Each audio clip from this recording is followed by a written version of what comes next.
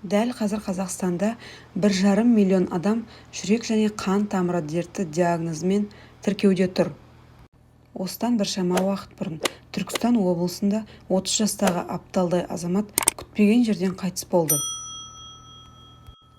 Оның ажалы жүректің кенет тоқтап қалуынан келген.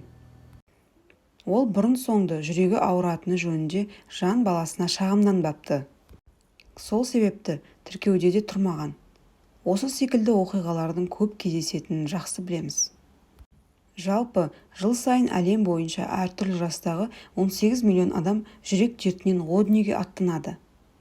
Егер алдын ала шаралар қолданып, дәрігерге көрінсе, сол көрсеткішке азды-кемді өзгеріс енгізуге болар ма еді? Өкінішке қарай, жүрек ауруын уақытында білу қиындық туғызады. Себебі, ол жеңіл-желпі ауырсынудың астарында жасырына біледі. Жүрек ауруына жол сілтейтін, сіз елемей жүрген бірнеше себептер тізіміне көз жүгіртіп шығалық. Бірінші, кеуде тұсындағы жайсыздық. Кардиологтар бұл белгіні жүрек проблемасындағы ең кең таралған түрі деп санайды.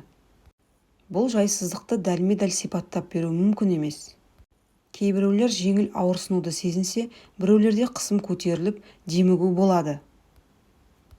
Ал басқалары барлық денесі тызылдап кететінін айтады. Егер жиі-жиі кеуде тұсыңыз ілгерідегідей белгі беріп, мазаңызды ала берсе, тез арада терапевтке қаралыңыз. Немесе электрокардиограмма мен жүректің ультрадыбыстық зерттеу әдісіне жолдама алған дұрыс. Буындардағы дерт қанмен қамтамасыз ететін басты орган немесе жүрек ұстамасы дәл осылай өзі жайында хабар береді. Егер ауырлық 1 минуттан артыққа созылса және қаттырақ жаныңызға батса, жылдам жедел жәрдем қызметін шақыртыңыз. Сонымен қатар, сізге ұсынар жақсы жаңалығымыз да бар. Кеудедегі ауырлықтың 80-90% жүрекпен байланысы жоқ. Десе де, оның себебін білу мақсатында дәрігерге қаралған абзал. Екінші, тәбеттің жоғалып, жүрек айнып, асқазанның қатты ауруы. Әлбетте, асқазандағы бұзылыс жүрекке қатысы жоқ бірнеше факторлардан туындауы мүмкін. Алайда, ас қорытудағы қиындықтардың астарында басқа себеп жатуы мүмкін. Мәселен, ас қорыту жүйесіне аз мөлшерде қан жеткізілуі. Ал қан айналымындағы пайда болған мұндай әлсіздік жүректің дұрыс жұмыс жасамауынан екені анық. Егер себепсізден себепсіз жүрегіңіз айныса, көкірек тұсында жайсыздық туындап, осы тізімдегі басқа да белгілер байқалса, терапевтке барыңыз. Өз уақытында жасалған тексерістің қаншалықты пайдалы екенін ұмытпаңыз. Үшінші, сол қолға берілетін ауырсыну. Жүректен тарайтын жүйке мен сол қолдан келіп жатқан жүйке мидың бір бөлігіне сигнал береді. Нәтижесінде ми жүрек немесе қолдың қайсысы ауырып жатқанын әрқашан дұрыс түсінбеуі мүмкін. Егер сіз қолыңызды жаттығу барысында ауыртып алсаңыз, бір жерге соғып немесе тіреу кезінде оқыс жағдайға тап болсаңыз, одан пайда болған ауру сезімін бірден-ақ аңғарар едіңіз.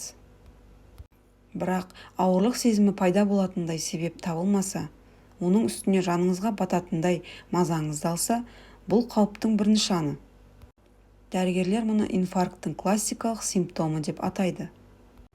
Төртінші, тістің немесе төменгі иектің ауруы. Ми тағы да бір дұрыс идентификация жасай алмайтындығына мысал ретінде жүрек пен тіс ауруын жатқызуға болады. Бақытымызға орай, тіс пен төменгі иектің ауруы кариес пен жақтың жылжып кетуінен немесе суық тигізуден туындайды. Алайда, мұндай себептер болмай-ақ, тіс сырқырап мазаңызды алса, кардиологқа жүгіріңіз. Шын мәнінде клиникалық тәжірибеде жүрек жұмысында бұзылыс болған көптеген адамдардың ауырсынуын басу үшін тістерін жұлып, дәрі-дәрмектер еккен оқиғалар жиі кездескен. Бесінші, бас айналу немесе соған ұқсас жағымсыз сезімдер. Кеңістікте бағдар жоғалтып алатындай күйге түсу.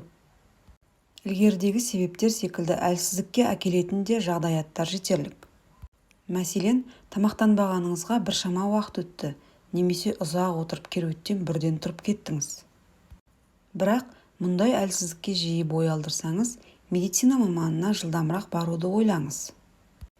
Олардың айтуынша, жүректің миға қан жеткізу жұмысында ақаулықтар бар. Бұл жақындап келе жатқан инсульттен хабар беруі мүмкін. 6. Ұдайы шаршау. Әлсіз жүрек толыққанды қан айналымымен қамтамасыз ете алмайды. Осының кесірінен біздің ағзамыз және тіндеріміз қажетті заттар мен оттегінің жетіспеуінен қиындық көреді. Бұдан шығар жол ретінде организм қанды бірінші кезекте өте маңызды ағзаларға, жүрек, ми, өкпеге жібереді де, аяқ-қолдарға көңіл бөлмейді. Ал бұдан не шығады? Сізге күнделікті қайталап жүрген іс-әрекеттерді жасау қиын бола бастайды. Мәселен, душ қабылдау, ыдыс-аяқ жуу, баспалдақ арқылы көтерілу. Тіпті қалыпты демалғанның өзінде сергектікті сезінбеу, саусақ ұшын қимылдатуға шамаңыз келмейді. Егер осындай оқиға сізге таныс болса және бірнеше күннен бері қайталанып жүрсе, жүрек проблемасына ұрынбас үшін кардиологтың кеңесіне жүгініңіз. 7. Аяқтың домбығуы. Қан айналымындағы бұзылыстан лимфада зардап шегеді, яғни терідегі сұйықтықтың таралуы нашарлайды. Бұл әсіресе аяқтан көп байқалады. Терінің астына жинала берген сұйықтықтан аяқ домбығып ісініп кетеді. Аяғыңызда туындайтын осындай проблема жиі көрініс бере бастаса, терапевт пен кардиологтың алдынан өтіңіз. 8. Көпке созылған жөтел. Көп жағдайда жөтел тұмау тиюдің бір белгісі ретінде қарастырылады. Дегенмен, 2-3 апта бұрын ол сырқаттың бетін қайтарып тастасаңыз да, жөтел әлі күнге дейін мазалап жүрсе, дәрігерге барыңыз. Ұзаққа созылған жөтел аллергия немесе бронхиттің белгісі болуы ықтимал. Кейде ол жүректің өкпедегі судың қайтуын қалыпты жүргізе алмай жатқанынан хабар береді. Жүрек жөтелінің белгісі ретінде қызғылт немесе ақшыл шырыштың бөлінуін айтуға болады. 9. Орынсыз демігу, ентігу. Ентігу қандағы оттегінің аздығын білдіретін бірінші белгі. Көбінесе оның себебі ретінде физикалық жүктеме айтылады. Бұлшық еттердің жұмыс атқаруына көп оттегі қажет болғандықтан, оны қаннан сора бастайды. Мұны ретке келтіру үшін ми өкпенің тезірек демалуын талап етеді. Бұған артық салмақпен отырып жұмыс істейтін орта, күйзеліс, сол сияқты қапырық жердің әсерінде қосып қойыңыз. Бірақ мұндай симптом жоғарыдағыдай анық себептерсіз пайда болып, әлсіздікпен сабақтасып, кеуде тұсында ауырлық сезімдері болса, міндетті түрде кардиологқа жазылыңыз. Оттегінің жетіспеуі, қан айналымының нашарлап, жүрек жұмысында айтарлықтай проблема туындағанының белгісі екенін тағы да қайталаймыз. 10. Қатты қорылдау. Ұйықтап жатқан адамның қорылы қалыпты жағдай ретінде қарастырылады. Ал егер сіздің қорылыңыз тым қатты шықса, бұл апноэның бір белгісі, яғни ұйқы кезіндегі демалудың қысқа мерзімге тоқтап қалуы. Апноэ жүрек қан тамыр жүйесіне айтарлықтай зардабын тигізеді. Біріншіден, ол жүрек бұлшық еттерінің гипоксиясына ұшыратса, екіншіден, гипертонияның қан қысымының көтерілуі, дамуына ықпал етеді. Бұдан адам ағзасының басты моторының жұмысына зақым келеді. Нәтижесінде жүрек қан тамыр жүйесі кез келген уақытта күрт жұмысын тоқтатуы мүмкін. Сол себепті апноэны емдеу қажет. Қалай емдеуге болатын туралы арнайы видеомда айтамын. 11. Жүрек соғуының тұрақсыздығы және қатты дүрсілдеуі. Жүректің кеудеден шығып кетердей соғуын кез келген ғашық адам сезінген болар. Жалпы, ол толқыныс пен қорқыныш кезінде немесе ауыр физикалық жүктеме сәтінде болса, қалыпты. Алайда, ешқандай себеп салдарсыз дүрсілдеп, сіздің мазаңызды алса, сол секілді соғысы тұрақсызданғандығын байқасаңыз, бұл ол ағзада туындаған проблемадан хабардар етеді. Әрине, дәрігерге асығыңыз. Жүрекке аса сақ болған жөн.